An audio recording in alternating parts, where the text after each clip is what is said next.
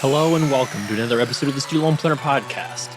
Today we are going to talk about the major news that Navient has reached I don't know if you'd call it a multi-billion dollar settlement because it's $1.85 billion. So I guess technically not multiple billions, but it's a $1.85 billion settlement with about 40 state attorneys general from the Republican and Democratic side of the aisle. Major news about that. And the question is, could you get money from this settlement? So we're going to talk about that. That's going to be the main topic of today's show. But before I jump into it, I wanted to take a question from a listener. So remember, studentloanplanner.com/voicemail is the spot to go and record your own message if you want me to answer something on a show. So we're going to hear from Defrauded Grad Student. Inspired by one of your newsletters, I realized that I may be eligible for loan forgiveness under borrower defense to repayment. To make a very long story short, my graduate school seems to have fraudulently falsified data to inflate its rankings, among many other things. The dean of the business school was recently convicted of felony fraud, and the school has now settled with the Department of Education and the Attorney General of my state. Knowing all this, I applied for borrower defense about a year and a half ago after reading one of your newsletters via email. There's been no movement on my application, and looking at the publicly disclosed borrower defense forgiveness data, it looks like those who applied recently are getting their applications processed sooner than those whose status remains pending. It also looks like those who applied online are able to track their application status versus those who applied by email like me. So my question is, should I apply again for borrower defense forgiveness online, or should I simply continue to wait? When I call the 1855 number for the borrower defense, the agents suggest that I should not submit a duplicate application. So what trends are you seeing regarding borrower defense approvals and processing times? Would you recommend retaining a lawyer to potentially speed up this process, or would that be a waste of resources? Also, do you know of a student loan lawyer who specializes in this very unique field of borrower defense? And any other comments or suggestions on how to sort of make this process go a little bit more faster, make it more expedient for people like me? Thanks. The question is, do you submit the duplicate application? I think there was a lot of great tips on borrower defense to repayment in that question. If anybody is interested in submitting a borrower defense to repayment application, I would definitely listen to that again and rewind on your podcast player. So borrower defense to repayment is essentially a way to get your loans forgiven if a school defrauded you. There is an application that you can actually fill out to try to say that, hey, my program defrauded me. I'd like to have my loans forgiven because of this program defrauding me. If you are not going to be going back for any additional degrees, I see really no reason why you wouldn't at least try. The worst thing they can say is no. Now, one thing that this person pointed out is one thing that we're finding is that online applications get processed much faster than paper applications.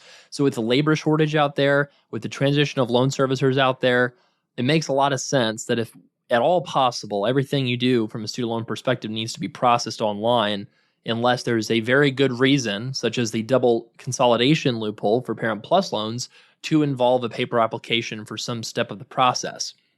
So in terms of filing a duplicate application, I would probably say don't do that, but these paper applications can sort of sit in purgatory forever.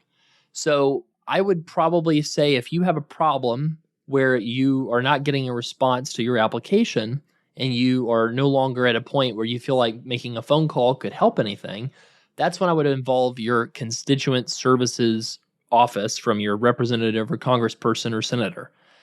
It's always a smart idea to involve the person who is closest to education policy that represents you. So, for example, I'm going to use my home state of North Carolina as an example. The ranking member of the Senate Education Committee, Richard Burr, is one of North Carolina's senators. Obviously, if you're on the Education Committee in the Senate, a letter from their office scares the servicer a lot more than, a random member, although it still probably would be good enough to come from a random member. And you don't want to contact the legislative, like share your opinion on legislation, section of their websites. That's a black hole. That's just a bunch of interns reading that all day anyway. There's actual professional caseworkers on the constituent services side of things that if you send a message in, they will literally reach out to you and try to resolve your problem. This is one of the ways that we suggest people reach out whenever there's a problem with their student loans that's just not fixable from the usual processes of escalating, of trying to ask for a review manually of PSLF, those kind of things. It is a very intense request to do this, but I think it's reasonable in this case. So if you've been waiting around for a response on whether or not your loans are going to be processed, I would look up whoever the closest person is to education policy that represents you, or whoever is the most senior person or has the biggest incentive to maybe want to be reelected. Okay. I mean, it's reality that people respond to incentives, and politicians are no different, right? So when you contact, basically what you can do is just Google constituent services and then the name of the representative, and that website will pop up. And then you just file a case request and explain the situation. Hey, I applied 5 months ago. They still haven't gotten back to me with any updates. No one can give me an answer, which is why I'm contacting your office to see if you can help me out. And also you can file a complaint with the CFPB as well. If you just type in student loan CFPB file complaint, you can look up that information and file a complaint. And that gets you a lot faster response to things. I would say for people out there probably will be more of these defrauded borrower type of forgiveness requests processed during the Biden administration, right? Which we know lasts at least until 2025, January. There's, again, no reason why you wouldn't try for this if you feel like your school misled you. I always think it's interesting because it's often these for-profit schools that have the borrower defense applications processed most frequently. But there's all kinds of misrepresentations and fraud happening out there among nonprofit programs and graduate schools. The difference is that they've just figured out how to game the system where being enrolled in income-based repayment is somehow success. Here's a little dirty secret of the student loan industry. There's something called consultants for schools. And what they do is manage default statistics to make sure that they hit the number they need to hit to stay eligible for federal financial aid.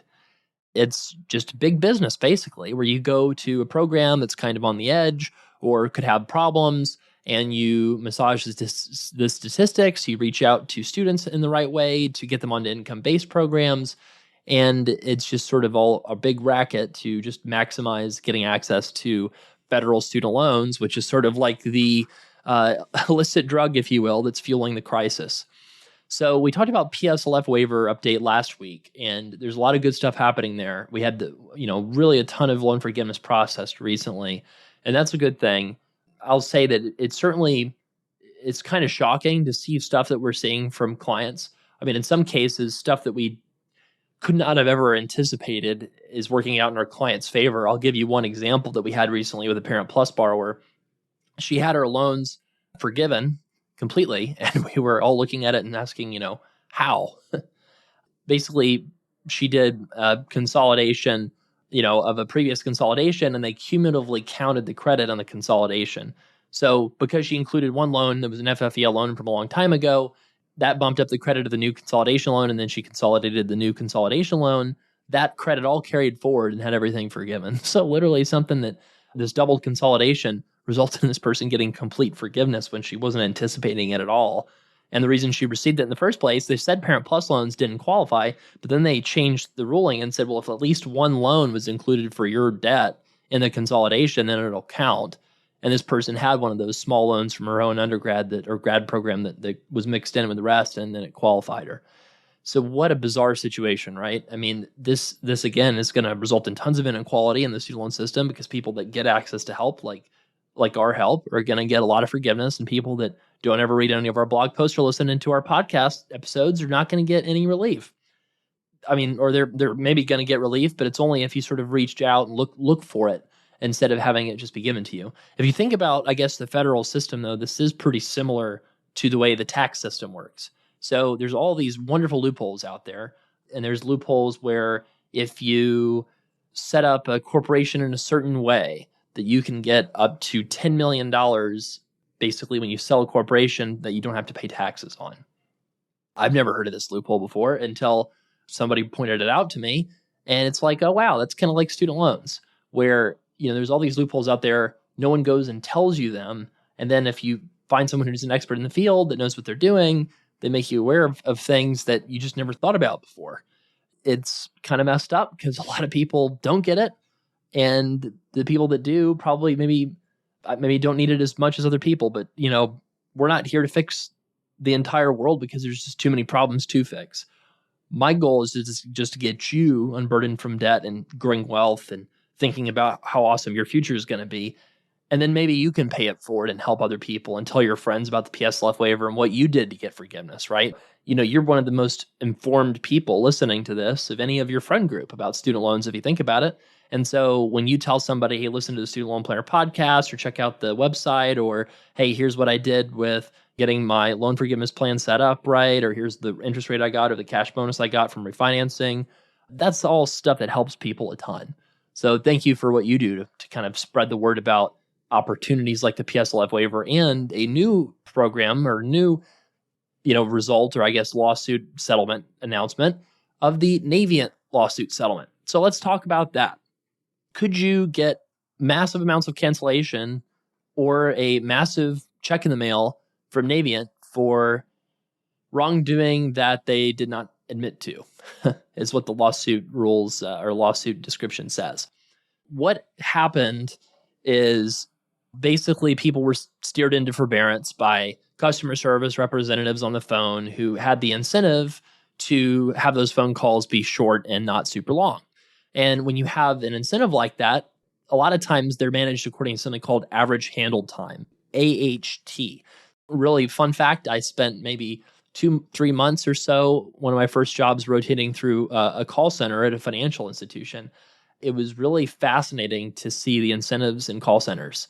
And one of the key statistics that people were measured on was average handle time, which is like the average length of someone's phone call. And people that had really high average handle times could get fired, and people with very low average handle times could get promoted. They pulled that statistic away because they realized it was creating bad incentives where people would call back a whole bunch of times and be angry and have bad net promoter scores because they weren't getting their problems fixed. But then they had problems where, one person in the department was, had an average handle time of 30 minutes of phone call because she would just be so sweet and talk to people. But then that's essentially not processing very many requests. And then you have to hire way more people and it's a lot more expensive. So this is sort of the universal problem that call centers deal with. And Navient, as a for-profit company with very narrow margins in student loan servicing, was probably reacting to those incentives that existed in the federal contract where they get paid this flat fee and now they have to figure out to make a decent profit for shareholders. How do you minimize costs? So having short phone calls is a big way of doing that. Now, the income-based repayment programs are a little bit easier than they used to be, but they're still very confusing. You still have a lot of conversation that has to happen to explain that to someone. And putting somebody into a forbearance takes 30 seconds. Putting somebody into income-based repayment might take 5 to 10 minutes. So if you're getting judged according to how long your phone calls are or potentially promoted based on how short your phone calls are, that creates a huge conflict of interest. And sure enough, that happened. People got put into forbearance because they called up and said, I'm having a hard time making my payments, or I'm having a difficult time economically. What can I do? Or a lot of times people were put into forbearance when they actually didn't even say anything like that. They just said that they got a notification they needed to update their income and they called, and instead of having to go through updating their income or changing their plan or something like that, they just got put into forbearance anyway. So all of those kind of issues were one of the reasons they settled the lawsuit, because of all the economic damages that caused people pursuing PSLF. Think about if you're a physician and you were put into forbearance because somebody convinced you that was better, and you had 4 years of residency you could have been making $300 a month payments on, that instead cause you don't make payments because you stayed in forbearance or deferment, and now you have to make $3,000 a month payments as an attending to make up for that because your income's a lot higher. So that's tens of thousands of damages in this particular case that somebody could have sustained from this, what some people call forbearance steering. It's a real issue. Now, another thing that the lawsuit talks about is private student debt that Navient issued. Technically, this debt actually wasn't even issued by Navient. It was issued by Sallie Mae. That's kind of like potato, because Sallie Mae sort of spun off Navient and created Navient in this sort of corporate transaction that happened around 2010, I believe. So a lot of that private debt, when it was spun off, got retained by Navient. And you kind of wonder, I'm not saying anything factual here. This is just me wondering out loud or speculating. I wonder if that's kind of one of the reasons that Sallie Mae spun off Navient in the first place, is student loan servicing is clearly a very bad job that no one wants. And a lot of these private student loans clearly had a bunch of legal and headline risk associated with them. And so I kind of wonder, if that was part of the strategy, was like spin off this company and take a lot of the bad debt with it. I don't know. But anyways, Navient somehow owned all this bad private student loans. And specifically, again, here they were responding to incentives. So Navient basically said they had this rule, and technically it was Sallie Mae at the time, right? Basically, there was this rule called the 90-10 rule, where a shady private school needed to have no more than 90% of its funds come from federal student loans in order to stay open. That meant that 10% could come from private student loans. Now, under the FEL program, the FFEL loan program, lenders actually got to keep the interest income, and that money was guaranteed against loss by the federal government. So that FFEL interest rate of 6.8%, if you borrow $100,000, your lender is getting $6,800 a year. If you are having your loans serviced by Navient, they might get $50 to $100 a year. So that's an order of magnitude difference. Now, if you can get 90% of that FFEL loan, then the 10% private loan, you would be willing to sustain losses of maybe as much as 50% on those private student loans because you're making so much money on the federal debt that's issued that you get the interest income on. At the time, Navient / Sallie Mae, whatever did, is they sort of looked at it, or I'm not going to say these corporations because I guess they're kind of different corporations now, but whoever was making these decisions, I think, looked at this situation of for-profit schools and said, okay, this is a business opportunity. We can make small private loans which qualify under the regulations to issue the federal debt. Then we can issue the federal debt, and then we get the interest income on both, and we can sustain plenty of losses in the private student loans. The problem is the Attorney General's lawsuit found that to be predatory lending, right? Where you're kind of intentionally trying to get somebody into debt because of the interest income you can earn versus somebody who maybe is more looking for their own benefit of getting the cheapest debt possible. Don't get me wrong, I don't necessarily have any love lost for student loan servicing companies, but I do think it's a little hypocritical for the attorneys general in this situation to sort of say, hey, look, Navient's a predatory lender, where we don't look at like federal student loans and the fact that they're never repaid as also kind of a screwed up system where schools are just taking advantage of the whole situation as well. The difference is federal student loans, you can put them on income-based programs where even if somebody's paying $0 a month, it's not destroying their finances, it's not destroying their credit score, it doesn't even require a payment. Whereas a private student loan doesn't have those options, it does require a payment. So what was happening is these people were being put into these shoddy programs or shady programs, and graduating with useless degrees was suddenly lots of debt that they took out that was not payable, or at least would require a massive pain, economically to pay back. And they weren't getting relief because there's no income-based repayment for private student loans. So that was messing up people's credit scores, preventing people from buying a house, preventing people from maybe even buying a car with a loan that's not prohibitively high interest rates. That was clearly wrong. And I think that it's just, there's a lot of nuance with this kind of stuff. So that's basically what the Navient settlement is. On a big scale, it's two things. It's they push people to forbearance they shouldn't have done, and they issued private student loans for shady for-profit companies for profit, and they shouldn't have done that.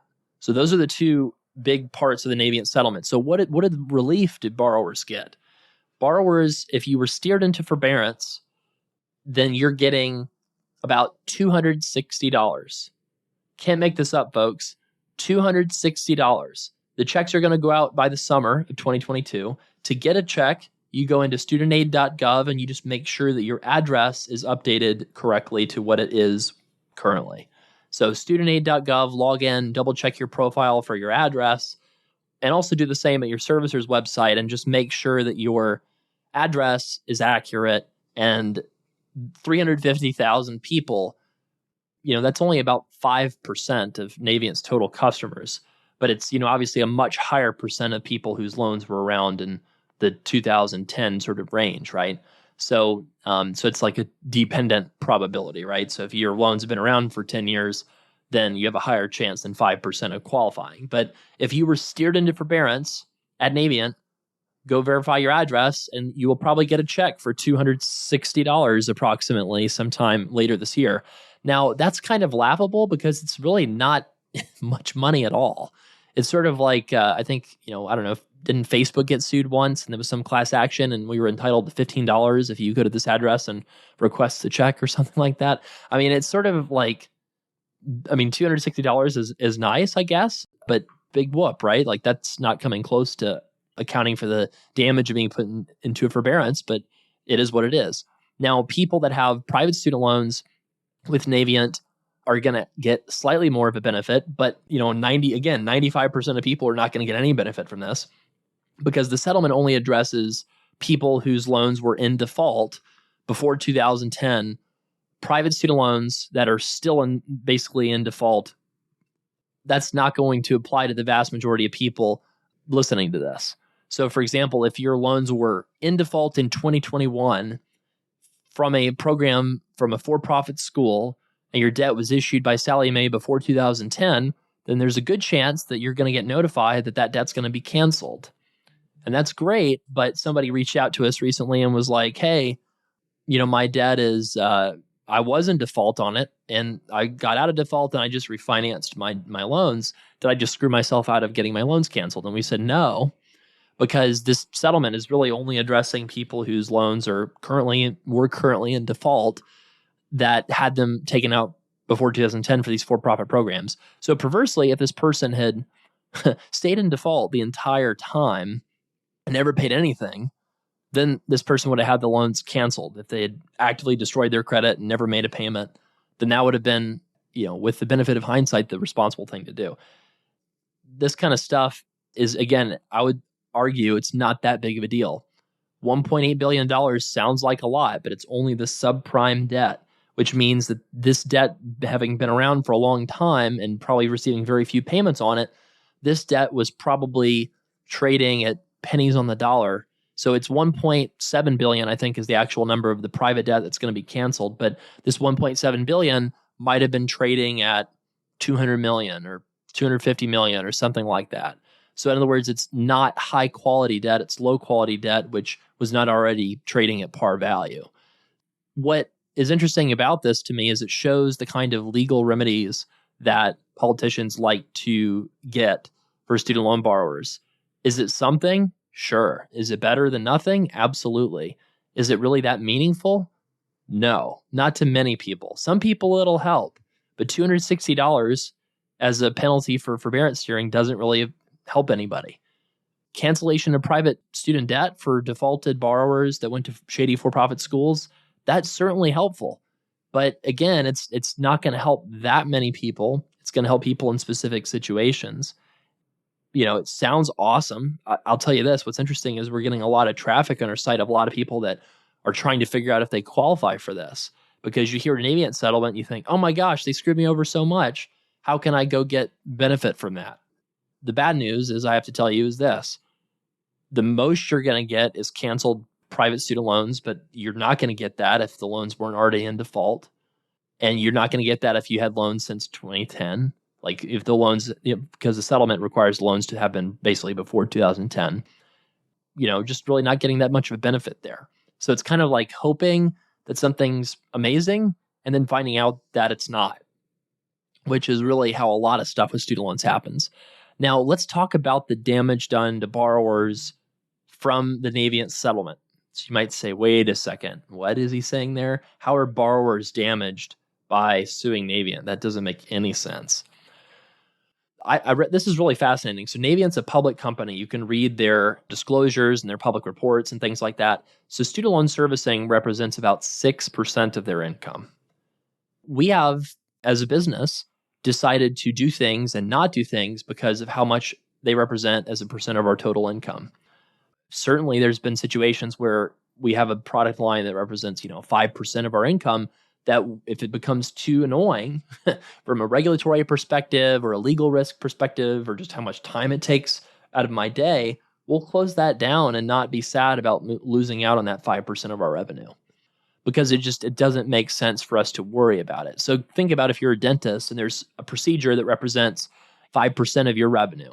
And let's say that it's very high risk. I mean, I'm not a dentist. I'm going to sound really stupid when I say this, but I'm going to pretend something that requires you to put somebody asleep in the office completely with general anesthesia or something like that. Maybe that never happens. Say it's like that. And you're like, okay, well, I'll do a couple of these, a year or a couple of these a month, and it'll give me a little bit of a boost in income. But worst case scenario, someone dies and I am sued for everything I owe down to the last penny. Is that worth it? No, you're probably going to say, I'm just going to refer that out to a specialist. The interesting thing about that, it's a rational business decision. But maybe that also means that fewer people get served, fewer people get help, because there's fewer service providers and probably fewer service providers that can provide services for a particular price. So how does that relate to the Navient situation? Well, when 6% of your revenue is derived from student loan servicing, what's the other part derived from? Making private loans to schools that, end up providing degrees of value instead of no value, providing student loan refinancing services, right? Also, the interest income from these FFEL loans that still exist. All these different things provide way more revenue than student loan servicing. So what does student loan servicing open you up to? Well, you're awarded the contract based on a low bid that you issued to the federal government. You, as a for-profit company, then have to get profit on top of that. Otherwise, you'll be fired and somebody will be brought in to replace you to run the company. So you're going to seek to get profit out of that contract. And because there's no incentives for performance, you're effectively doing it based on having as low cost as possible, which means investing less in quality people, investing, less in opportunities where borrowers can contact you. And it's obviously a big issue. With the Navient incentive structure, what they did is they looked at student loan servicing, and then they started to get a lot of lawsuits. First, they got a lawsuit from the CFPB, then they had these lawsuits from the state attorney general. And in the lawsuit settlement, it requires them to do a whole bunch of stuff of disclosures to people about PSLF and things like that. The business hat comes into play here, where they looked at that and they just said, you know what, that's just not worth it to us.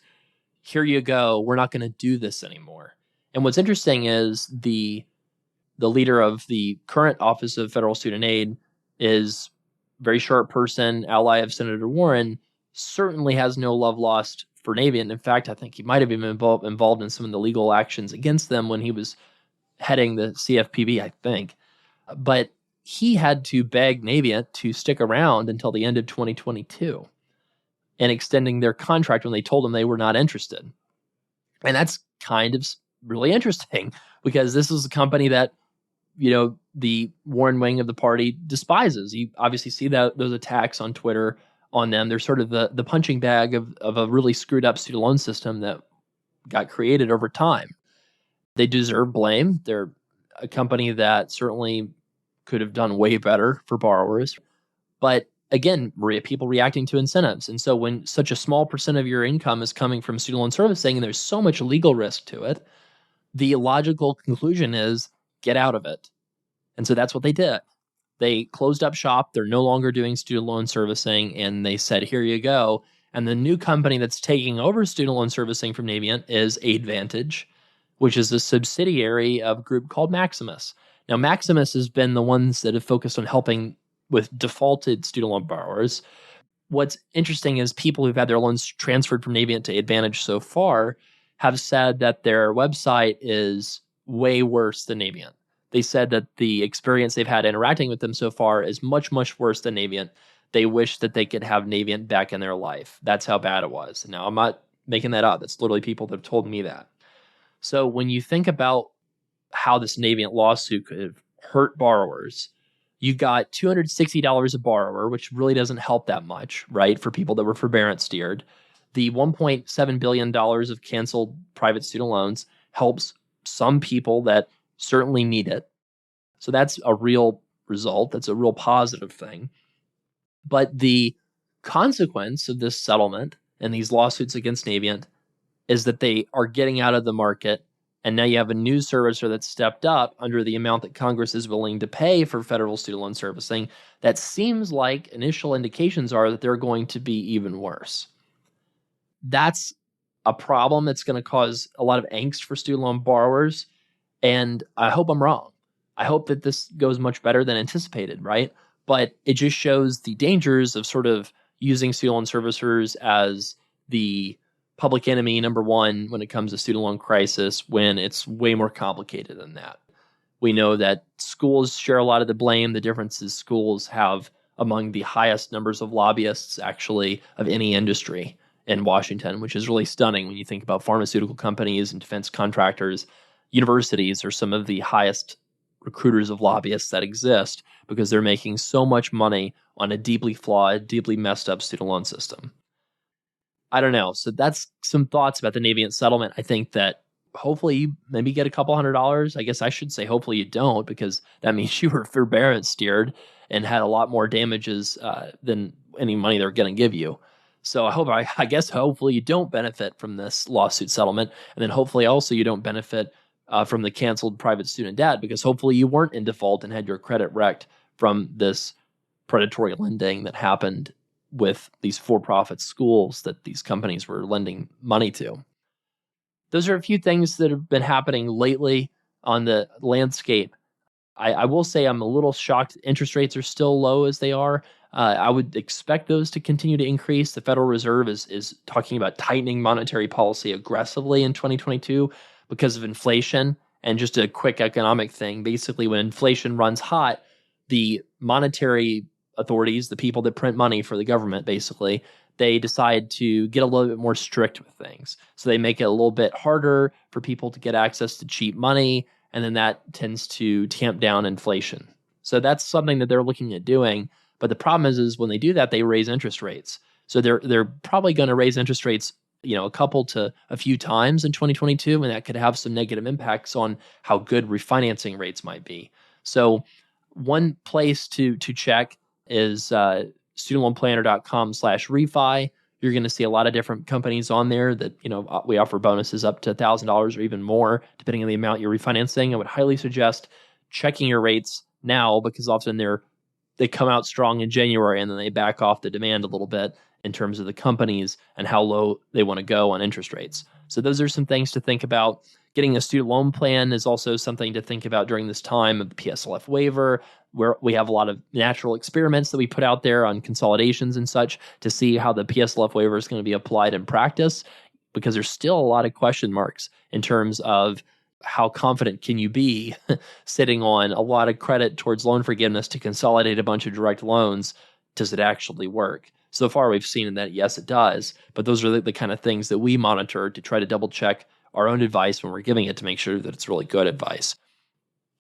Those are a few big, hot off the presses stuff going on with student loans right now. We would obviously love to get questions that you've got. I'm sure you've got them. So go to studentloanplanner.com/voicemail and leave a question for the show. I'd love to answer some of your questions and your concerns.